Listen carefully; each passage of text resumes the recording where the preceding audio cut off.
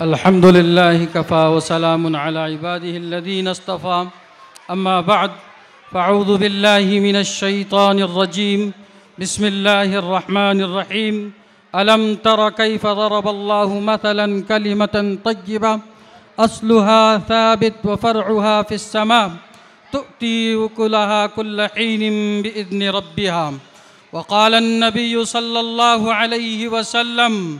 كل مولود يولد على الفطرة فأبواه يهودانه أو ينصرانه أو يمجسانه أو كما قال عليه الصلاة والسلام۔ آج کے باوقار اجلاس کے مہمان خصوصی حضرت مولانا عمرین محفوظ رحمانی دام ظلہ العالی، secretary All India Muslim Personal Law Board, محتمم جامعہ مہد ملت مالیگاؤں، صدر اجلاس حضرت مولانا عبدالشکور صاحب، علماء، ائمہ اور حاضرین جلسہ، آج کا یہ اجلاس بڑا تاریخی اجلاس ہے۔ ہمارے اپنے علاقے ہرسول کے لیے نہایت ہی بابرکت، باسعادت اور بہت ہی متبرک دن ہے، مقدس دن ہے کہ اس دن میں ہمارے پاس سیرت النبی صلی اللہ علیہ وسلم کے عنوان پر جو کوئز کا مقابلہ ہوا، اس میں تقریباً 1400 ساڑھے 1400 طلباء و طالبات نے حصہ لیا۔ اس کے پیچھے مقصد یہی تھا کہ لاک ڈاؤن کووڈ-19 کے بعد ہم لوگوں نے، علماء ہرسول نے ایک جمعیت بنائی جس کا نام رکھا ہے جمعیت السلام علماء ہرسول۔ ان لوگوں نے یہ طے کیا کہ اب تک کہ ہم لوگوں نے جس طرح سے غفلت میں اپنے اوقات کو گزارا ہے، اب ہم ایک مقصد کو لے کر اٹھتے ہیں، ایک پیغام کو لے کر کے اٹھیں گے اور ایک مشن کو لے کر کے اٹھیں گے، جس مشن کو رسول اللہ صلی اللہ علیہ وسلم نے علماء کے سپرد کیا ہے۔ اس پیغام کو لے کر کے اٹھیں گے جس پیغام کو رسول اللہ صلی اللہ علیہ وسلم نے علماء کو وراثت میں عطا فرمایا ہے۔ تو یہ آج کا دن ہمارے لیے بہت ہی باوقار اور متبرک دن ہے۔ اللہ تعالیٰ کا بڑا کرم اور فضل ہے کہ اس نے ہمیں اسلام جیسی عظیم الشان نعمت سے نوازا ہے، اور یہ دین ہماری اپنی کوششوں سے نہیں بلکہ ماں باپ کے ذریعے وراثت میں ہمیں ملا ہے۔ اگر ہم نے اس دین کو اپنی کوششوں سے حاصل کیا ہوتا تو اس کی اہمیت کو خوب اچھی طرح جان لیتے ہیں۔ اس دین کی بنیاد ہی نبی کریم صلی اللہ علیہ وسلم نے الدین النصیحہ اس پر رکھی ہے۔ اس دین کی بنیاد نبی کریم صلی اللہ علیہ وسلم نے الدین النصیحہ پر رکھی ہے کہ دین خیر خواہی کا نام ہے۔ خیر خواہی کس سے؟ خیر خواہی اللہ کے ساتھ، یعنی اس کے کمزور، غریب، مسکین، محتاج، بیمار، ضرورت مندوں کے ساتھ۔ خیر خواہی کس کے ساتھ؟ خیر خواہی رسول اللہ صلی اللہ علیہ وسلم کے ساتھ، یعنی رسول اللہ صلی اللہ علیہ وسلم کے بدلے ہوئے، بتائے ہوئے دین پر چلنے والے، اس دین کی تعلیم دینے والے، تعلیم حاصل کرنے والوں کے ساتھ، یعنی ان کے ساتھ فرشتے جن کے قدموں تلے پر بچھاتے ہیں، مچھلیاں پانی میں جن کے لیے دعائیں کرتی ہیں۔ خیر خواہی کس لیے؟ خیر خواہی اس دین کے ساتھ جو سارے انسانوں کے لیے سراسر رحمت ہے، یعنی اس رحمت خداوندی کو اس کے ہر بندے تک پہنچا دینے والوں کے ساتھ، اور پہنچانے میں ہر طرح کی تکلیفیں اور صعوبتیں اٹھانے والوں کے ساتھ، اور اگر وہ قید و بند کی شکار ہو تو ان کی آزادی سے لے کر ان کی پریشان حال اہل خانہ، بوڑھے ماں باپ اور معصوم بچوں بیوی کے ساتھ۔ بھائیوں، یہ خیر خواہی کا وہ مختصر سا مفہوم ہے جو ہمارے دین کی بنیاد ہے، اور نبی کریم صلی اللہ علیہ وسلم کی تعلیم النصیحہ کا خلاصہ ہے۔ آپ صلی اللہ علیہ وسلم نے فرمایا ما کان العبد فی عون اخیہ کان اللہ فی عونہ، یعنی جب تک بندہ اپنے بھائی کی مدد میں لگا رہتا ہے اللہ تعالیٰ بھی اس کی مدد کرتا ہے۔ چنانچہ ہم دیکھتے ہیں کہ آپ زکوٰۃ و صدقات کی مد میں آئی ہوئی رقم کو جب تک خرچ نہ کر ڈالے چین سے نہیں بیٹھتے۔ آپ صلی اللہ علیہ وسلم خود فرماتے ہیں انا اجود بنی آدم، میں بنی آدم میں سب سے بڑا فیاض ہوں۔ ایسی ہی تربیت آپ نے اپنے صحابہ کی چنانچہ فیاضی و انفاق کے ایک سے بڑھ کر ایک نمونے ہم صحابہ اکرام کے تاریخ کے اوراق میں محفوظ پاتے ہیں۔ غار حرا میں پہلی وحی کے نازل ہونے پر گھبراہٹ کے عالم میں حضرت خدیجہ رضی اللہ تعالی عنہا نے آپ علیہ السلام کو تسلی دیتے ہوئے فرمایا تھا کہ آپ رشتہ داروں کے ساتھ صلہ رحمی کرتے ہیں، سچ بولتے ہیں، بیواؤں، یتیموں، محتاجوں کے کام آتے ہیں، مہمان نوازی کرتے ہیں، مصیبت زدوں کی مدد کرتے ہیں، اللہ آپ کو ضائع نہیں کرے گا۔ رسول اللہ صلی اللہ علیہ وسلم کا یہ مشن ہمارا اپنا مشن ہے، ہم نے اس مشن کو چھوڑا اس لیے ضائع ہو رہے ہیں اور ہم رسوائی کا سامنا کر رہے ہیں۔ اللہ تعالیٰ ہم تمام کو دین اسلام اور رسول اللہ صلی اللہ علیہ وسلم کے مشن کو صحیح سمجھ کر اس کو آگے بڑھانے کی توفیق عطا فرمائے۔ دین اسلام دوسرے مذاہب کی طرح بے ربط غیر منظم مذہب نہیں ہے، بلکہ زندگی گزارنے کا ایک منظم اور مربوط نظام ہے جس کو اصطلاح میں ہم شریعت کہتے ہیں۔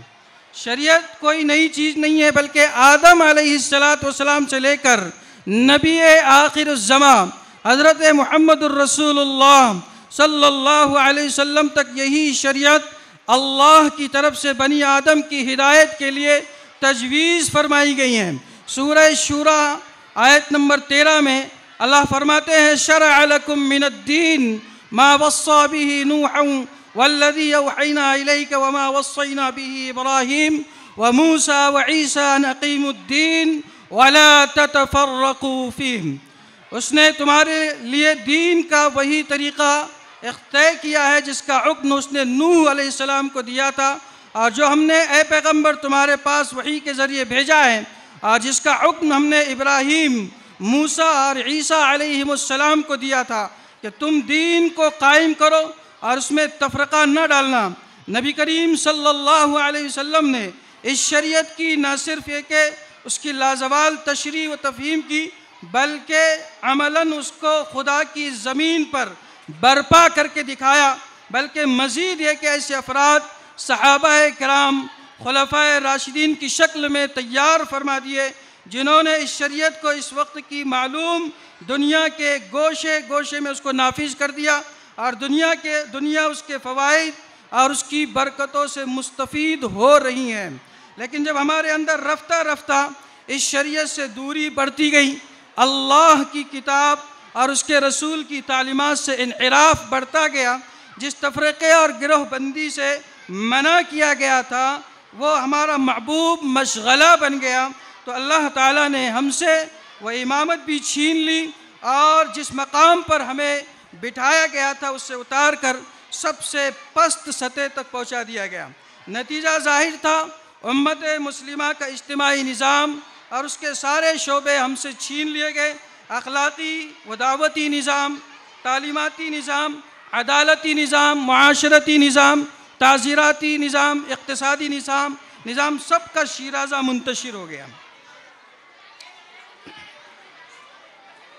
ایک ایک کر کے یہ سارے اسلام کے نظام جو ہماری خیرخواہی کے لیے تھے، بھلائی کے لیے تھے، دنیا کی امامت کے لیے تھے، دنیا کی ترقی کے لیے تھے، دنیا کی کامیابی کے لیے تھے، وہ ہم سے چھینتے چلے گئے۔ آئیے ہم عہد کرتے ہیں کہ پھر سے ہم اس نظام کو واپس لانے کے لیے جو اغراض و مقاصد ہمارے سامنے پیش کیے جا رہے ہیں، ان اغراض و مقاصد کی روشنی میں ہم اپنی زندگی کو گزارنے کی کوششیں کریں۔ اغراض و مقاصد اس جلسے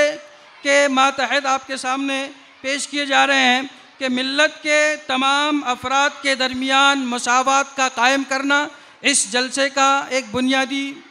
ذریعہ ہے، بنیادی وجہ ہے، سبب ہے۔ ملت کے ہر فرد کو اخوت و بھائی چارے کے جذبات سے معمور کرنا،